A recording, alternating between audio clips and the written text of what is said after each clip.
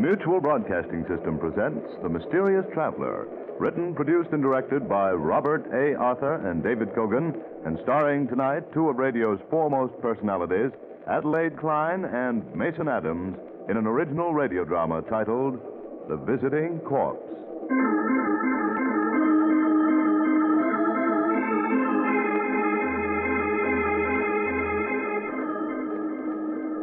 This is the Mysterious Traveler, inviting you to join me on another journey into the realm of the strange and the terrifying.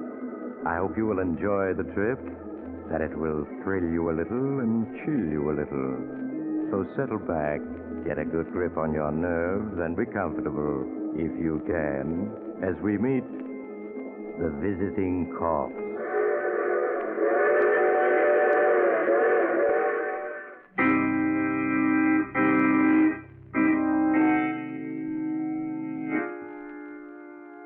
Our story begins late one night in the modest suburban home of Albert Jordan. Albert, a mild-looking man in his early 30s, is tossing restlessly in his sleep. Now and then he moans and speaks as if having a nightmare. No, leave me alone. I don't want to hear anymore. Leave me alone. Can't pull the wool over my eyes, Albert Jordan. No. I'm onto your way. No. To think my only child was foolish enough to elope with you. No. Poor Louise. There were so many men eager to marry her, and she had to be tricked into marriage by you. Oh, leave me alone. Leave me alone. Darling, wake up. What is it? What? Oh, Louise. Oh, you were having a nightmare, dear. You don't want to wake Mother up. She needs a good night's sleep for a trip home tomorrow. Yes, the trip. We mustn't let her miss her train. We mustn't, do you hear? Albert, whatever in the world is wrong with you? Nothing. Only I wish you were already tomorrow, and she were gone.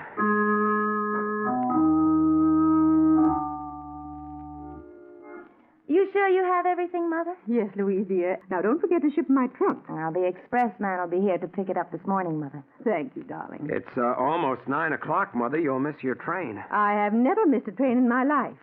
You needn't be so anxious to get rid of me, Albert. Oh, Louise, darling, I do hate leaving you alone like this. Really, Mother? I'll be all right. Very well, then, if you say so, I'll go. But I'll be writing to you every day. And if he abuses you, just let me know. Goodbye, darling. Goodbye, Mother, and take care of yourself. And don't forget, Louise, Mother will come back if you need her. Yes, Mother. Goodbye. Louise, if your mother pays us just one more visit, I'll leave this house and I'll never come back. But, darling, it's only natural that Mother should want to visit me. I'm the only one she has in the world. Yes, but she doesn't just visit us. She lives with us. In the past year, she spent 8 months with us. She has her clothes here, a key to the house. Well, she's even listed in the phone book under our number. Please, Albert, she's gone now. Let's not quarrel. Yeah, she's gone now, but in 2 or 3 weeks, you can be sure she'll come back to spend a few months with us. I'm warning you, Louise. I won't be responsible for what happens if she keeps coming back.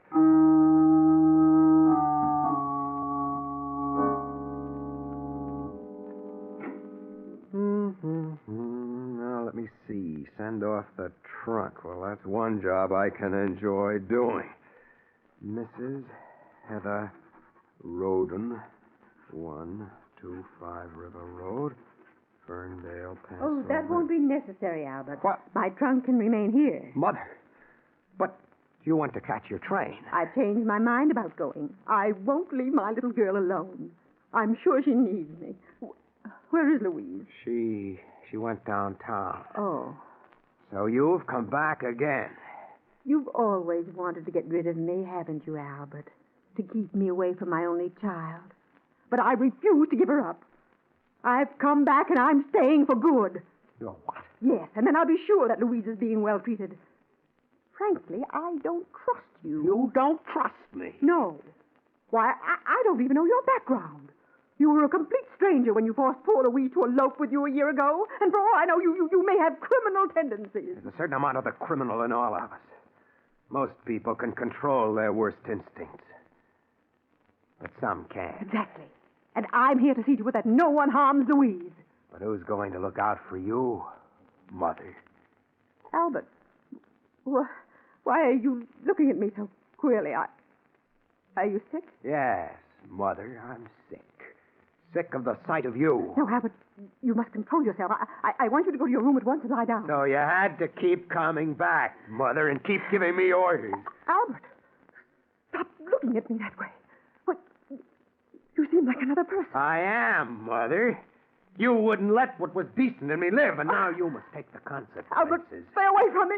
Don't you dare come near me. You would keep coming back, Mother, when you came back just once too No, Albert, often. don't touch me, Albert, don't. You should have taken that train, Mother. But at least now I know you won't be coming back. You won't come back ever again. You won't. You won't. I didn't want to kill you, but you made me. I've got to get rid of her. They'll catch me. The trunk. Yes, it's large enough. The keys. Here in her handbag. Even in death, you're a problem, Mother, but you won't be for long. There. Now I'll just pack this clothing around you tightly. That does it. Now I'll have to get rid of the trunk. Albert, are you home? Louise, the trunk, I've got to get it closed. That you, Albert? Yes, dear.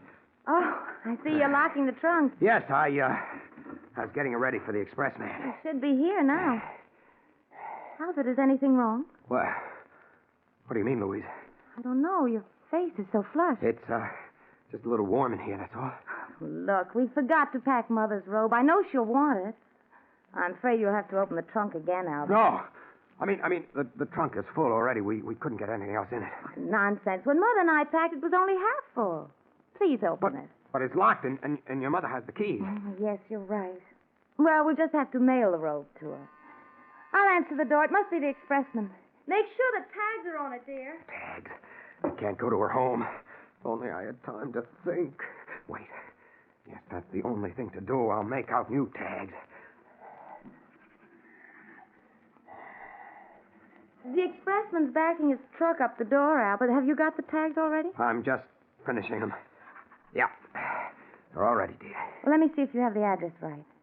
Sometimes you're so forgetful. Now, Louise, you needn't bother. Of course the tags are made out right now. Stand aside. I'll carry the trunk to the door. Well, let the expressman do it, Albert. That's what he's being paid for. And I really do want to check the address on the tag. Now, Louise. Oh, please, Albert. I'm just playing safe. What?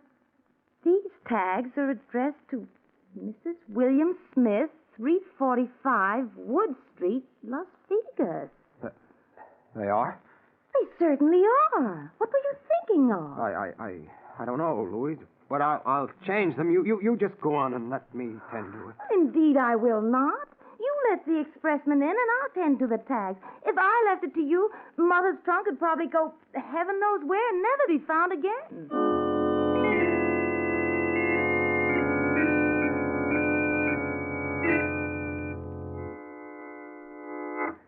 Albert, I'm really worried. Worried, Louise? It's a week now, and no word from Mother. She said she'd write every day. Nah, dear, maybe she's been too busy to write. She's busy. You know Mother doesn't do anything. No, there's something wrong. I feel But it. you mustn't worry, Louise. I'm sure that she's all right. Oh, I'll answer. I'll come with you. Maybe it's a special delivery letter from Mother. Good morning. I got a trunk for you folks. Why, it's Mother's trunk. Why, yes.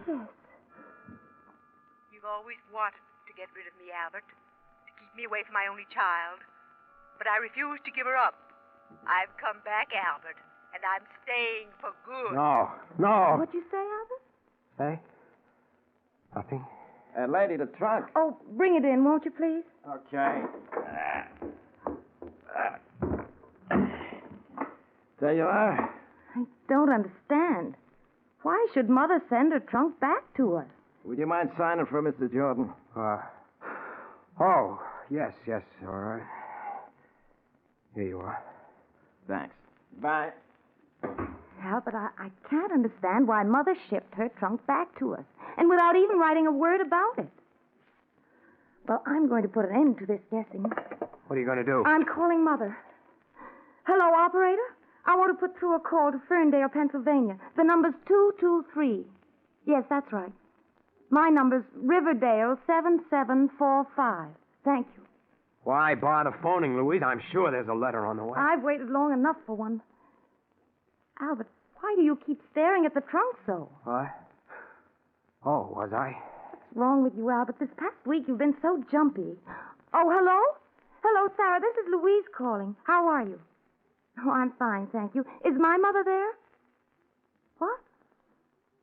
Are you sure? So that's why you shipped the trunk back? No. No, thank you, Sarah. Albert, Sarah says that Mother never arrived home. She hasn't been there this past week. Was Sarah the one who shipped the trunk back? Yes. She thought Mother decided to stay with us longer and need her clothes. Albert, where can she be? Oh, Louise, I'm sure that she's all right. All right. She's been missing a week. How could she be? I'm going to call the police.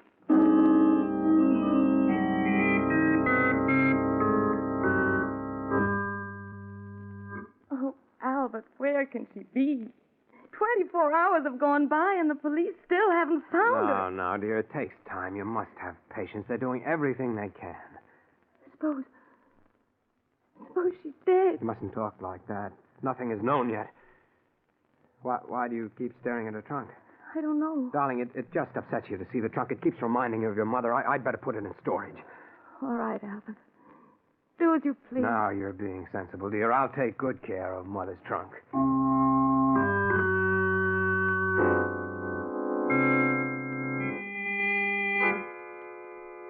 That very afternoon, Albert took the trunk to the express office. He shipped it away again, this time to a non-existent address in California. He also gave a false return address, so he was quite sure it would never come back to bother him again. Look, darling, I brought you some flowers. Here's a little present. Thank you, Albert. Very nice. Louise, your mother has been missing 5 weeks now. You can't go on this way. You'll have a nervous breakdown. Albert, where can she be? Why can't the police find her? Darling, if she hasn't been found in 5 weeks, I'm afraid there's no hope. Louise, you must resign yourself to her loss. Oh, I'll answer it, dear. You just sit here and rest. All right, Albert. Yes? Good evening. I got something here which I believe belongs to you. Belongs to me? Yes, a trunk. Trunk? Yes. Ever since it came into the depot a couple of days ago, I've been trying to locate the owner, and I've been having quite a time of it. Did a little checking and figured out it might be yours. You've always wanted to get rid of me, Albert, to keep me away from my only child, but I refuse to give her up. I've come back, Albert. Do you recognize it? No. Don't you know where the trunk goes?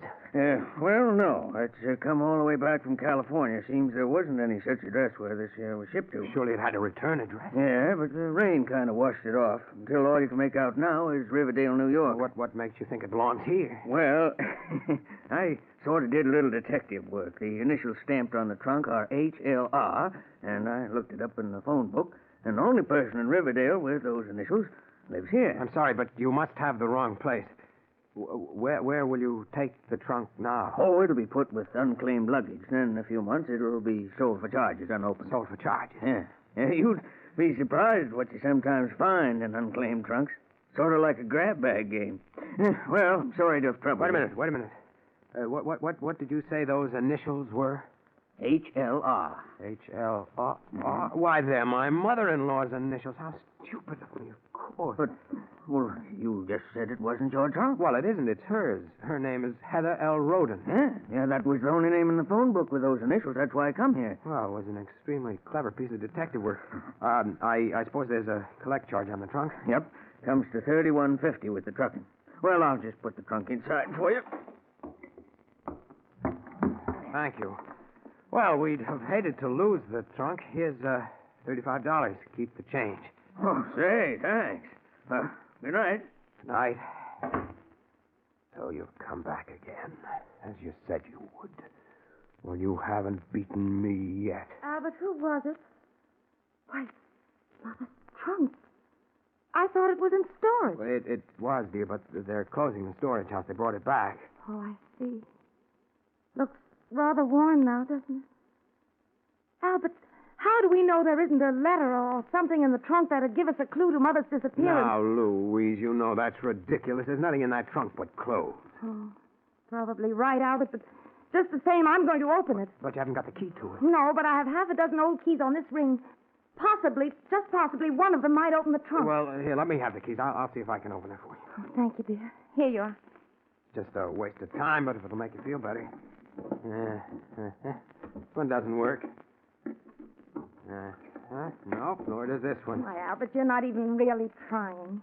Here, let me... I tell you, it's no use. Well, let me try for myself. Oh, no, this key doesn't even fit. I told you so. Now, why don't you give up? This one doesn't either. You're only wasting your time. No, this one isn't any good. Perhaps this one will do it. Oh, no. None of these keys will open it. But in the morning, I'm going to get a locksmith to open it. I've got to see what's in that trunk. Perhaps it'll lead to our finding Mother.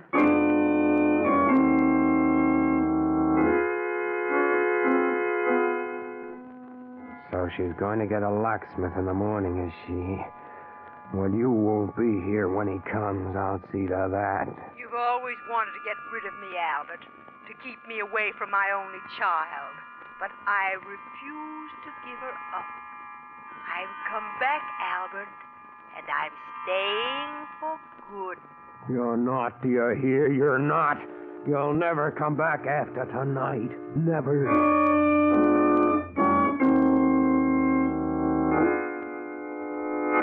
Pardon me, miss, but you store trunks here, don't you? Why, yes, sir. This is the largest storage house in New York. Do you wish to store that trunk you just brought in? Yes, please. May I have your name? Williams. John Williams. And the address? 313 Maple Street. Mm-hmm. What city, please? Baltimore, Maryland. Okay. Now, the charge for the trunk will be $4 a month. How many months do you want to store it? How many months? Well, let me see how much money I have. I've only $8 with me. Well, that'll pay for 2 months, then. If you want to keep it here longer, you can mail us your check. Yes, I'll do that. Okay. Here's your receipt, Mr. Williams. Thank you. Good night.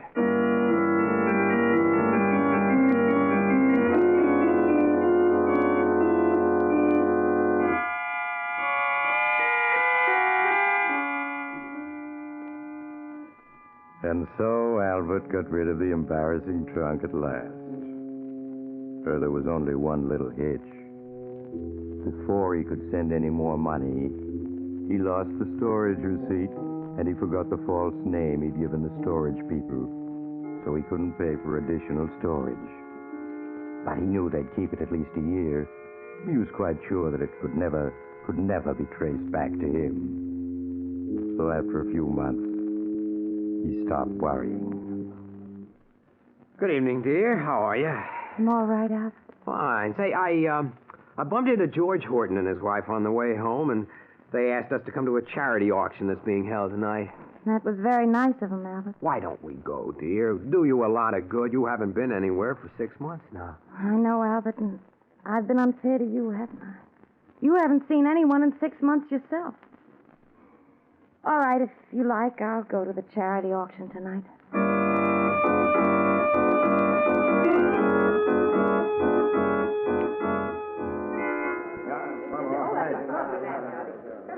All right, ladies and gentlemen. Now, what am I bid for this beautiful antique lamp? Do I have $5? Oh, come, ladies and gentlemen. Look closely at this work of art. Now, do I hear $5? I'll bid $5. Now, there we have a lady with a real sense of beauty. Now, do I hear $6? Good evening, George. Hello, Albert. I'm glad that Louise and you came. How are you, Louise? Quite well, thank you. It was nice of you to invite us here, George. Well, we've missed both of you quite a bit these past months. Well, I hope you'll be seeing more of us. You know, you've got quite a crowd here tonight. Yes, we hope to raise a good deal of money. You know, that auctioneer is a genius. He can sell the most useless object to make it seem valuable. Well, we'll have to get in on the bidding. Hey, wait till you see the next item he puts up for sale. It's something I donated, and it's going to be quite a surprise. You were always good at that, George. Come on, let's move a little closer to the auctioneer. Do I hear 12? Do I hear 12? All right, I've got $11. Well, you're going to let this remarkable lamp go for as little as $11? All right, it's your last chance, ladies and gentlemen. Going at $11 once. Going twice. Sold to the gentleman in the tweed suit, and very fortunate he is. That lamp couldn't have cost more than $3 when it was new. Oh, now here comes something for sale that I donated. All right, ladies and gentlemen. The next item for sale is something so good that I'm tempted to enter in the bidding myself. Ladies and gentlemen, my assistant will remove that cover. And there you have the next bargain. A locked trunk. All right, ladies and gentlemen, study it well. Study it well, ladies and gentlemen. I'll give you a few minutes. Then we'll start the bidding. The trunk. No. No, it can't be. Yet it's the same size. It's the same color. The initials. The initials, that'll prove whether... No. No, they seem to have been rubbed off. You've always wanted to get rid of me, Albert, to keep me away from my only child. But I refuse to give her up. I've come back, Albert, and I'm staying for good. You are back. When I didn't send them any more money, they sold the trunk for charges. Yes, I've come back, Albert, and I'm staying for good. All right, here we are. Now, this is no ordinary trunk, ladies and gentlemen. It was donated to this auction by Mr. George Horton, who bought it at a storage house. He never broke the lock to examine the contents, preferring to save that wonderful surprise for the person who purchases this remarkable trunk tonight. All right, who knows what it contains? Perhaps the crown jewels of Russia. Or, better still, 5 quarts of scotch. All right, now we'll start the bidding for this mystery trunk. I'll bid $20. $20? Why, madam, the trunk alone is worth 40. Who knows what's in it? I've come back, Albert, and I'm staying for good. No. Albert, you look so pale. Is there anything wrong? Huh? What? Oh, no. Everything's all right. Oh, come, ladies and gentlemen. The contents of this trunk may be priceless. Do I hear a bid of $30? I'm afraid I'm just as curious as everyone else to know what's in that trunk. I'll bid $30. We have a bid of $30 for Mr. Horton, the gentleman who donated this mystery trunk. All right, do I hear $40? Albert, that trunk looks something like Mother's, doesn't it? So you noticed. Surely I hear $40. Why, any dealer would pay $40 for the trunk alone. That means you'd have the contents for free. Come on, ladies and gentlemen, do I hear $40? $40. There's a lady with a shrewd eye for a bargain. All right, who'll bid $50? I'll say 50. But, Albert, we don't need a trunk. Oh, let him have fun, Louise. After all, it is for charity. Besides, you can never tell what's in the trunk. I wish I could bid on this myself, ladies and gentlemen. I now have a bid of $50, which I am convinced is only 1/10 the true value of this trunk. All right, do I hear $60? $60. $70. That's more like it. Now, do I hear $80? $80. $100. Ah, you people are beginning to show a real appreciation for this trunk. Who'll make it 110? 110. 120. Do I hear 130? 130. 150. Oh, fun's fun, Albert, but you're going too high. Leave me alone. Albert, what's wrong with you? The gentleman has bid $150. Do I hear any more? Going once at 150. Going twice at 150. Sold to that gentleman for $150. I never saw anyone go after anything the way you went after that trunk, Albert. Well, I'm afraid nothing will satisfy the crowd now but for you to open up the trunk and reveal what's in it. No, I'm sorry, but I don't intend to open until I get home. No. Come on, Albert. Now don't spoil the fun. It won't hurt to open it. I told you I wouldn't do it. No, I'm sorry, George, but well, I haven't a key to open it, and there's no sense in breaking the lock after paying $150 for the trunk. Well, maybe I can help you, Mr. Horton. That's some skeleton keys that'll open any lock. Here, I'll show you. We auctioneers always running into locked trunks. Oh, we'll certainly appreciate it. Yeah. I think this key will do it. Stop! You have no right to touch my trunk. I paid for it and I don't want it open. Now get away from it. It's mine. Albert, what's wrong with you? Well, all right, certainly, if that's the way you feel about it. Come on, Louise. We're going home. Albert, you're acting so strangely. Why do you insist on dragging that trunk away now? Stop talking and come along. Well, all right, Albert. Albert, that trunk is pretty heavy. Don't you want me to give you a hand with I it? can manage it alone, thank you. Open that door for me, Louise. Albert, don't you think you'd better let George help you get the trunk down those stairs? No, I'm not going to let anyone touch this trunk. You've always wanted to get rid of me, Albert, to keep me away from my only child. But I refuse to give her up. I've come back, Albert, and I'm staying for good. Albert, do be careful on those stairs. I've come back, Albert, and I'm staying for good. Be quiet, you old hag. Be quiet. You haven't defeated me yet. I'll get rid of you if it's the last thing I... What happened, Mr. Harden? He lost his balance on the stairs. The trunk was too heavy for him. Oh, Albert, speak to me. Albert. George, do something. I'm sorry, Louise. I'm afraid he's gone. Trunk crushed his skull. Hey, look, Mr. Horton. The fall broke the trunk open. There was nothing in it but a load of books.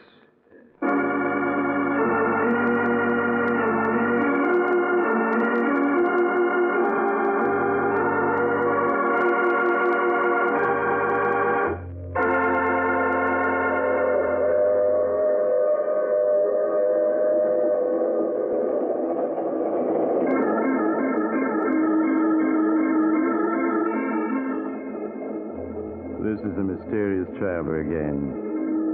Did you enjoy our trip?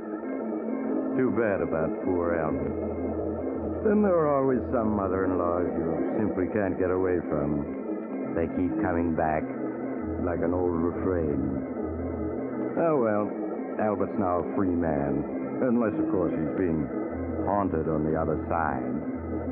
Now, I recall another case in which a young man who woke up to find himself dead decided that... Oh, you have to get off here. I'm sorry. But I'm sure we'll meet again. I take this same train every week at the same time.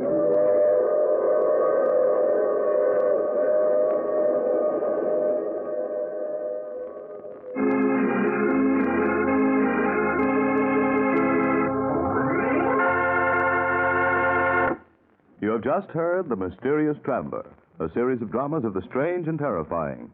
All characters in tonight's story were fictitious, and any resemblance to the names of actual persons was purely coincidental.